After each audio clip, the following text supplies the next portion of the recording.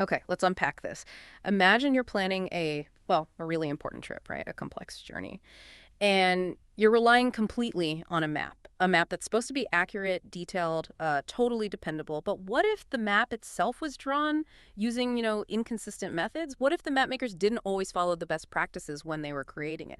That's sort of the fundamental question we're exploring today. But in the world of health research, we're talking about this vast ocean of scientific information published every single day. It's a deluge, as you know. So how do you, as a learner, maybe a professional or just someone curious, find the reliable currents, the trustworthy paths amidst all that data? That's where these things called reporting guidelines come in. They're supposed to be our navigational charts, you see. The essential tool is to make sure scientific papers are clear, comprehensive, and, well, high quality. But here's the central question we're really digging into today. What if the very tools designed to ensure clear reporting aren't themselves clear or consistently applied? That's precisely the critical issue. And the stakes, well, they couldn't be higher, really. Insufficient reporting isn't just some academic detail that only affects researchers. Not at all. It actively blocks the critical appraisal of studies. I mean, we can't properly assess their strengths and weaknesses, and that limits the effective spread of genuinely useful findings. Worse, it could even lead to misleading information for patients, for practitioners making real-world health decisions. It fundamentally undermines the whole purpose, the trustworthiness of health research. And that's exactly why we're going a bit meta today, right? We're not looking at the health research itself, but at the guidelines for that research.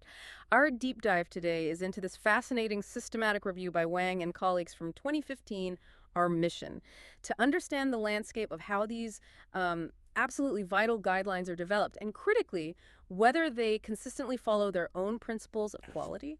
Think of this deep dive as your shortcut to understanding a crucial, but maybe often overlooked, aspect of scientific integrity. It's about making sure the tools we use to navigate science are themselves reliable. So maybe to start, let's get a clear picture for everyone listening. When we talk about reporting guidelines, what exactly are we referring to? Are these just like polite suggestions, or do they carry more weight in the scientific community? What do they actually look like? Oh, they're much more than polite suggestions, definitely.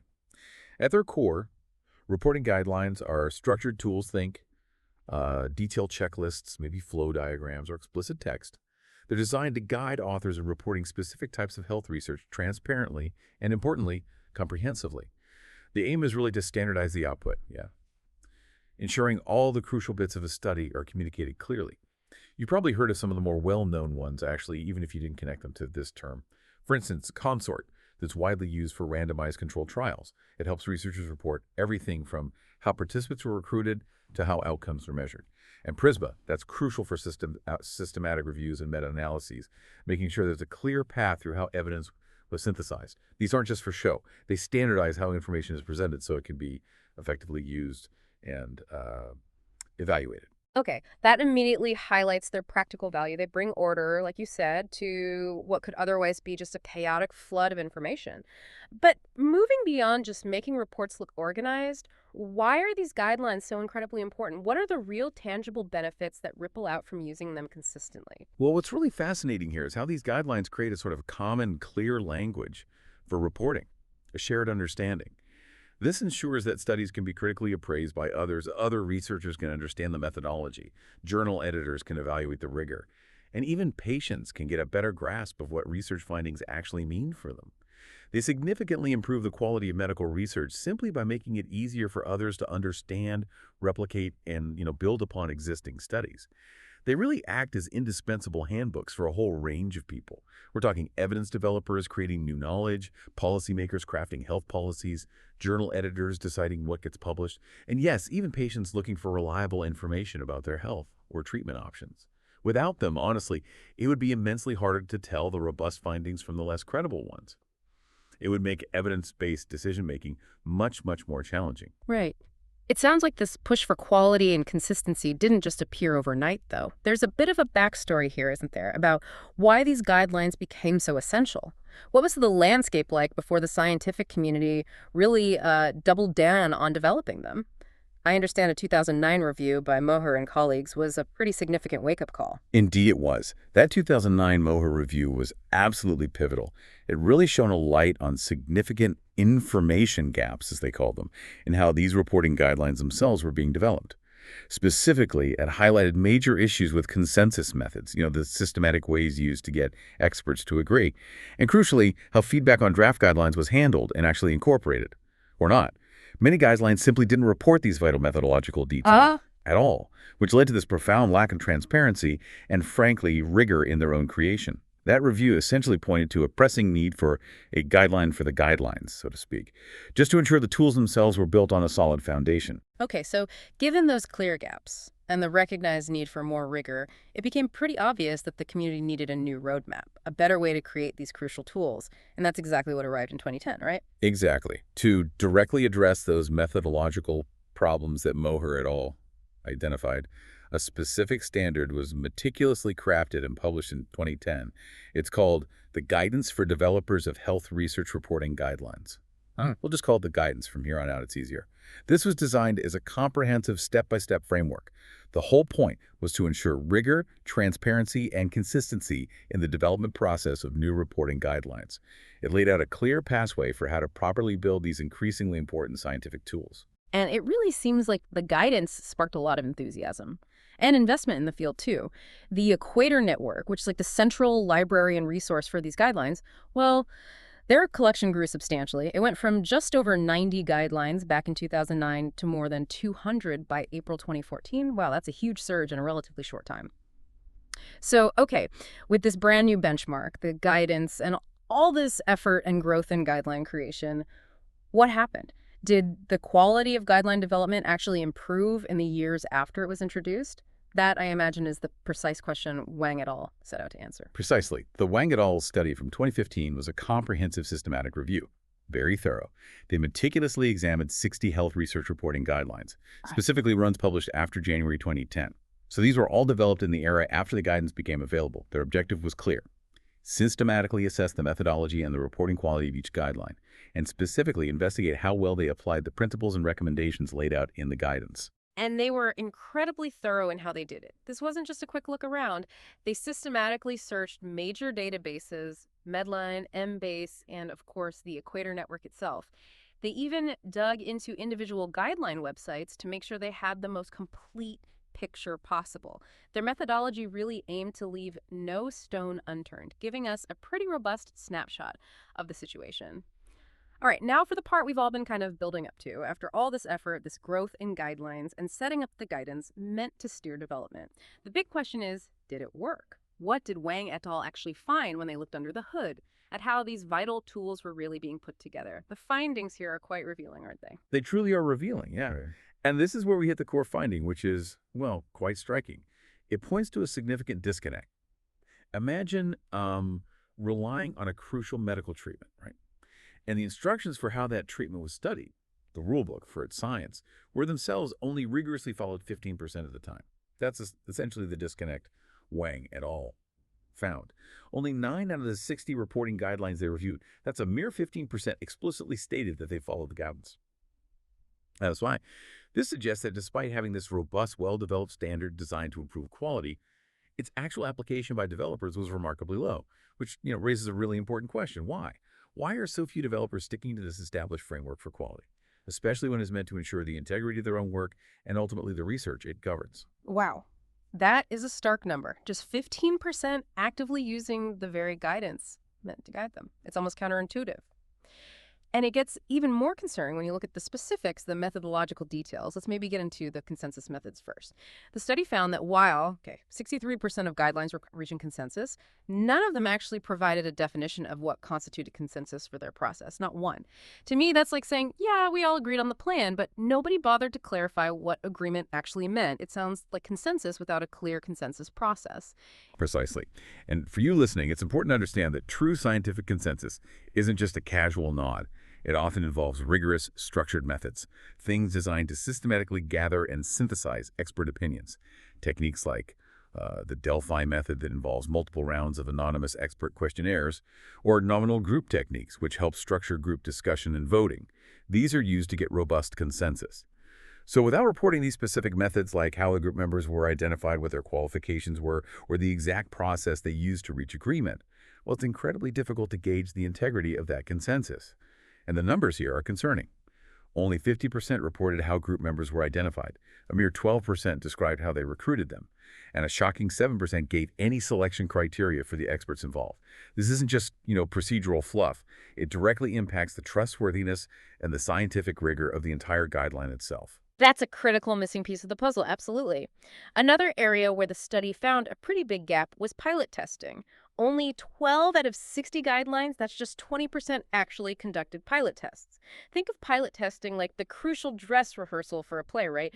You find the flaws, test the lines, iron out the kinks before opening night. It just seems like such a vital, almost common sense step to skip for something this important, especially for a tool designed to be used widely by the whole scientific community. And it is a significant oversight because pilot testing is absolutely essential for usability, for clarity. It lets developers test their draft guideline with actual users, people who will have to apply it. They can gather valuable feedback, identify areas that are unclear, ambiguous, or just difficult to apply in practice. This back and forth, this iterative process of testing and refinement ensures the guideline is clear, comprehensive, and truly usable for its intended audience, whether that's a researcher writing up a study or a journal editor evaluating a submission. Without it, developers risk putting out a tool that's cumbersome, easily misunderstood, or simply ineffective, which really diminishes its overall value and impact. Now, speaking of things that help you actually use a tool effectively, let's talk about these explanation and elaboration documents, or E&E docs. To me, these sound like the user manual that goes beyond just the basic instructions. It tells you why each step is important, maybe how to apply it in different situations. Yet the study found only 16 of the 60 guidelines, about 27%, developed these separate E&E documents. That's kind of like getting a recipe with just a list of ingredients, but no explanation of why you use each one or what each step really achieves. You might follow the steps, but truly understanding the rationale behind them seems crucial for applying them correctly and consistently. That analogy captures their importance perfectly. Any documents are, in fact, crucial. Absolutely. They significantly enhance a guideline's use, understanding, and effective dissemination. They do this by providing the rationale for each reporting item, offering examples of good reporting, and clarifying any points that might be ambiguous. They offer the context and the depth that transforms a simple checklist into a truly educational and practical tool. Their absence can certainly make it difficult for users to fully grasp the nuances and effectively apply the guidelines as intended, which, can lead to misinterpretations or incomplete reporting. And this next finding is almost mind-boggling, especially in a field dedicated to building on existing knowledge. Only 37% of the guideline developers actually searched for existing relevant guidelines or evidence before creating a new one. It's a bit like deciding to build a brand new bridge without first checking if there's already one perfectly suited for the job nearby, or even if a new bridge is needed at all. In a world with limited research resources, this seems like a significant missed opportunity for efficiency. It absolutely is a key point because guideline development is complex, it's time-consuming, and it takes resources, lots of them. So building on existing knowledge and avoiding redundant efforts is extremely important. It's fundamental. The guidance itself clearly recommends searching for existing guidelines and evidence of reporting quality as a foundational first step. Skipping this can lead to duplicated efforts, creating guidelines that don't actually address a true gap, or even producing guidelines that are inconsistent with established best practices is just a fundamental part of responsible and efficient scientific development. Okay, so it definitely sounds like there's some serious challenges. Quite a few information gaps persisting even after the guidance was introduced. But it can't be all doom and gloom, can it? Were there any areas of relative strength? Or maybe improvement identified by Wang at all that offer a more positive outlook? Oh, not at all doom and gloom. There were indeed some positive trends identified, and it's important we highlight those for a balanced picture. For example, a strong 75% of the guidelines did describe the methods they used to generate their initial list of items. What should be reported? That's a crucial first step in any rigorous guideline development process, right? It shows that a systematic approach to figuring out what needs reporting is becoming more common. And encouragingly, 70% of the guidelines clearly reported any conflicts of interest COIs among their development group members. Now, this is a significant improvement compared to earlier reviews. It indicates a growing awareness and hopefully commitment to ethical and financial transparency within the scientific community. So these positive aspects show there's a growing awareness in certain areas, like ethics and initial methods. but the deeper methodological rigor and the really comprehensive reporting still have significant room for improvement pretty much across the board. So, taking all this in, what does it mean for you listening right now? Someone who relies on well informed decisions, maybe in your work, your personal life, or just someone who wants to understand how research impacts the world. This isn't just an abstract academic discussion about process, is it? Oh, it's anything but abstract. This is directly relevant to anyone who uses research, interprets it, or is affected by it, which is pretty much everyone. Look, if the rules for transparent, high-quality research reporting, the very foundation we build our scientific understanding on, if those rules aren't themselves developed and reported rigorously, it directly impacts the trustworthiness, the applicability, and even our basic ability to critically appraise the research that gets published. Think of it like that building with a weak foundation again. No matter how grand or impressive the structure looks, its integrity is fundamentally compromised. This raises that really important question. If the framework designed to bring clarity and quality to research is itself unclear, or inconsistently applied, or just poorly documented, how confident can we really be in the actual research results built upon that framework? This can ultimately affect the quality of evidence-based decisions, clinical practice guidelines, public health policies, and it could directly influence the choices you might make about your own health or your professional activities. The integrity of these guidelines really underpins the integrity of scientific knowledge itself. That's a powerful analogy, yeah.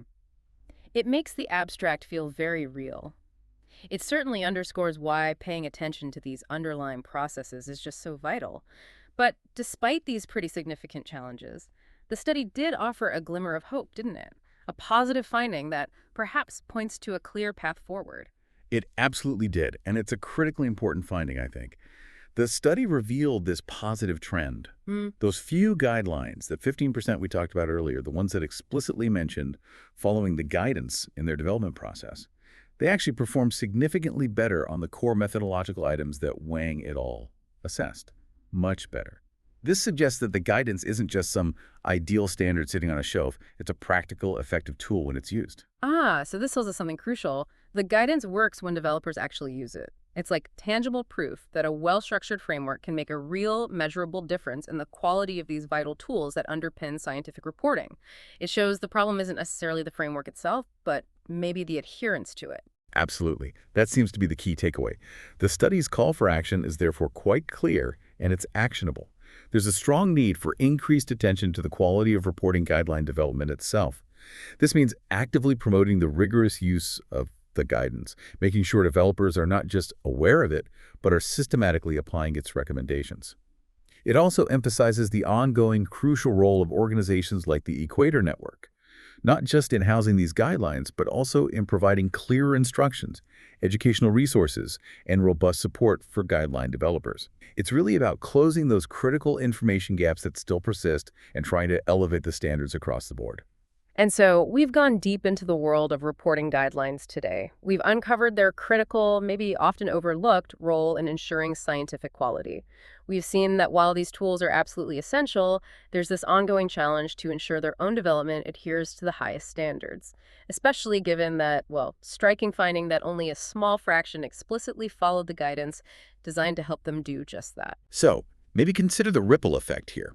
If the foundational frameworks for transparent and reliable research aren't themselves developed with the utmost transparency and rigor, what implications does that really have for the future of evidence-based practice, for how research funding gets allocated, and, maybe most importantly, for public trust in science itself?